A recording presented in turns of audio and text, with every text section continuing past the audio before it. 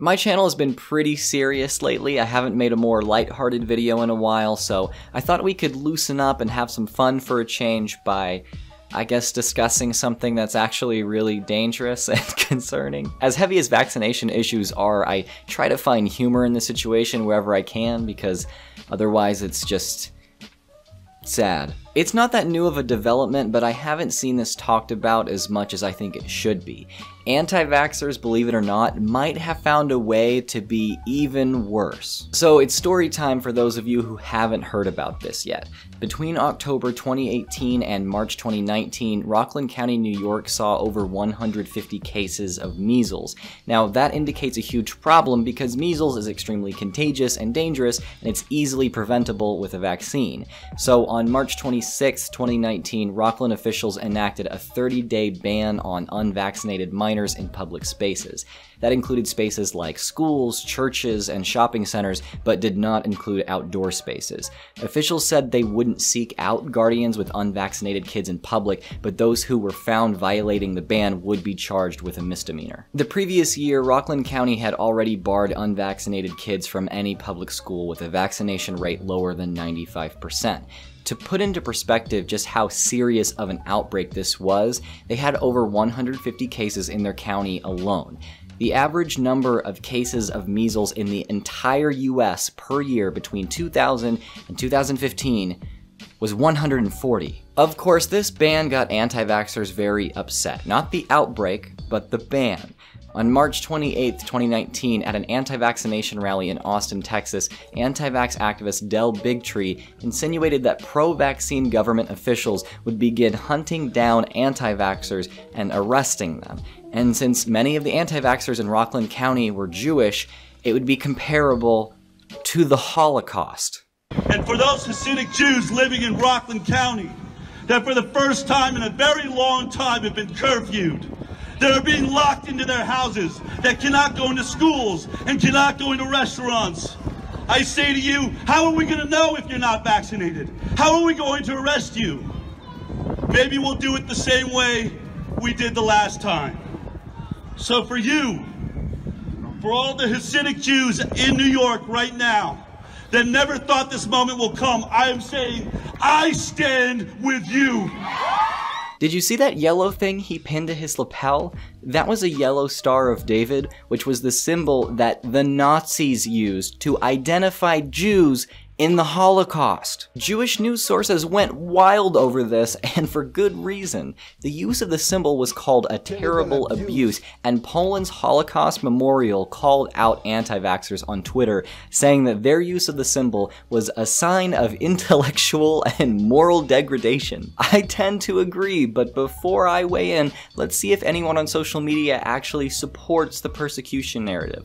So here's a news report that's actually from my area. Anti-vaxxers use Holocaust-era symbol to promote their agenda. If you want to read it, there's a link in the description. It basically goes over all the stuff that I've already gone over. So let's scroll down a bit. Pro-informed consent use Holocaust symbol to raise awareness to the government overreach in New York. There, I fixed your incredibly biased headline. Because yes, people being upset or against someone using a Holocaust symbol to show how bad they have it when their situation is in no way comparable to the Holocaust. Yeah, that's just bias. Absolutely the same. This isn't about vaccinations, it's about slowly taking away parents' rights with medical decisions. Wake up. I feel like this is such a familiar situation. It's like they are overreacting and think that it's not about vaccinations, it's about just the government slowly taking away parents' rights for some kind of new world order agenda. You know, and it just reminds me of the people that are in my state of Texas saying, oh no, it's not about sex ed, it's not about safety, it's about the enforcement of the LGBT agenda in that sex ed classroom. No agenda. Look at the vaccine schedule. We have gone from 3 vaccines and then 7 to be set for life. Now children need more than 70 vaccines to be healthy. Kids are sicker than ever, which is demonstrably not true. More outbreaks and even a Navy ship with 100% vaccinated. I don't know what they're referring to. All about money and not about health. Tell us about the massive pandemics and die-offs of the humans during the 60s, 70s, and early 80s. Tell us about all the measles deaths in the 60s. Nothing. People were less vaccinated and healthier. Well, there's a thing called Google, and you can actually look up the statistics of how many people came down with or were diagnosed with measles every year, how many people died from measles every year. So if you go look at that, yeah, it kind of shows that it was a little bit of a problem. There's also this implication that the vaccine schedule is not safe, or our bodies can't handle it, or something like that. It's too fast. You hear that all the time. I've linked a video in the description that's from an actual healthcare professional researcher and pediatrician who shows you why exactly that's a load of nonsense. That's because they're idiots.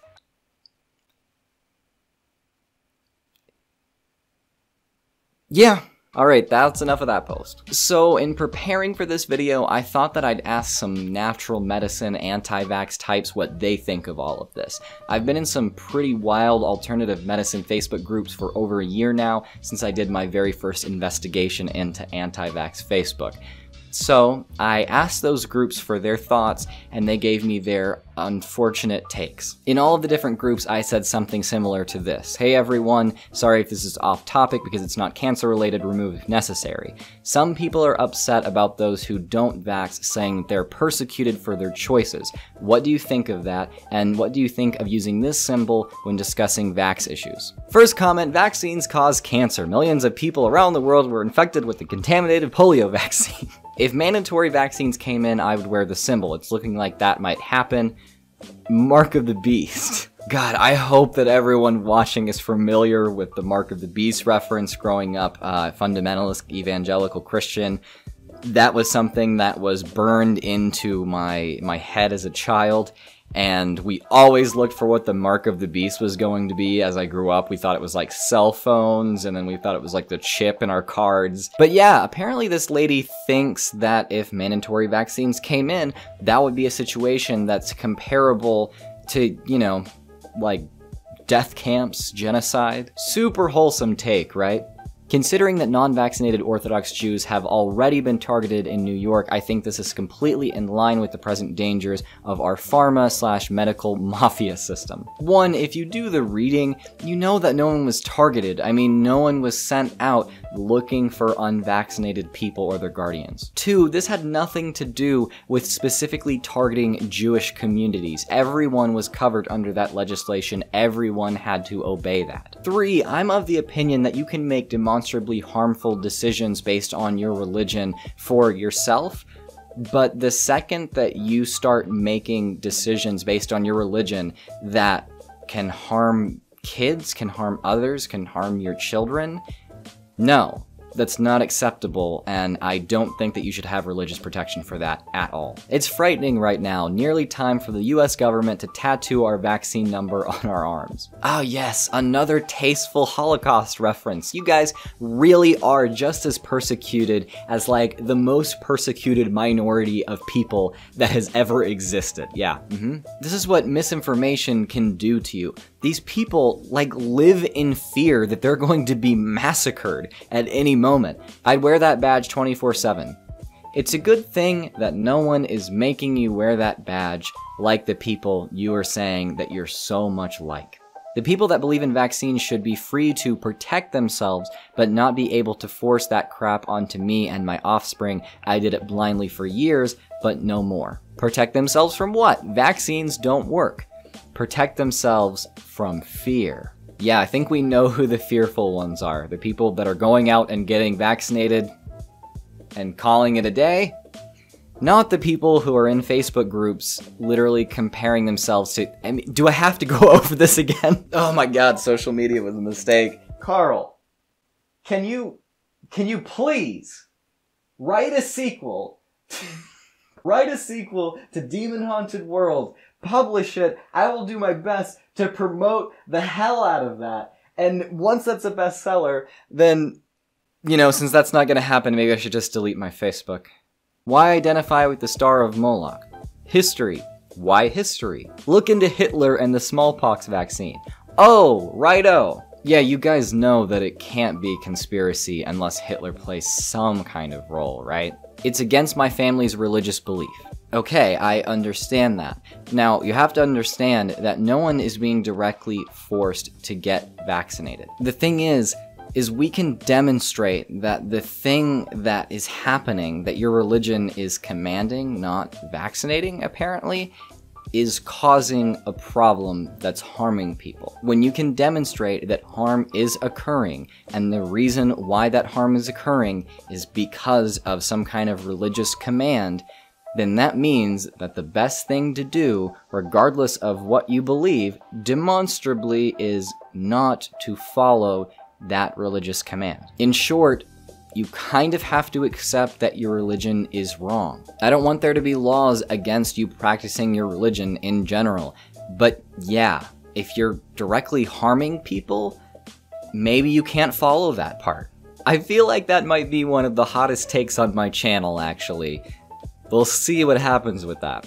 I'm down on vaccines, but when anyone tries to co-opt the Magen, I think that's how you pronounce it, it's the Star of David, for emotional appeal, in my humble opinion, it threatens to attempt to diminish the greater Holocaust perpetrated against an entire society who had absolutely no choice about their abominable destinies. Shame. That's probably the most reasonable take that I've seen throughout all of this. And then we get to throw it back to being just as ridiculous as it was before. The vaccine Holocaust is no less horrific than the Jewish Holocaust. As a Jew, I think the symbol is appropriate. People need to realize that what is being done to mankind now is just as evil. Sometimes having to get vaccines to go to school, and very, very rarely having to be vaccinated to go into public places, although it's not even policed, is just as bad. Where there's risk, there should be choice. I've seen groups use code words to avoid being targeted and blocked by Facebook, so using a picture is a cool idea also. I'd be interested to know exactly what the code words that people are using are, because I would like to know them, get inside those groups, and see what they may be hiding behind those code words. That's an interesting video idea, I guess. It's not like there's a vaccine for staph. Staph kills 20,000 people a year. Measles kills less than 1. The reason why measles doesn't kill people every year anymore is because of vaccines! Carl, please, come back to us, Carl. Oh my god, this post has me talking to a dead scientist. Okay, I'm finally going to weigh in on this myself. Frankly, I don't think anti-vaxxers are oppressed. I think their problems are purely their own invention. I say that because they're afraid of the vaccine schedule being too much for a child's immune system, which is pseudoscience. They think vaccines cause autism, which is pseudoscience. They base their ideas about vaccine injuries on little more than personal experience and therefore think vaccines are super dangerous, which is pseudoscience.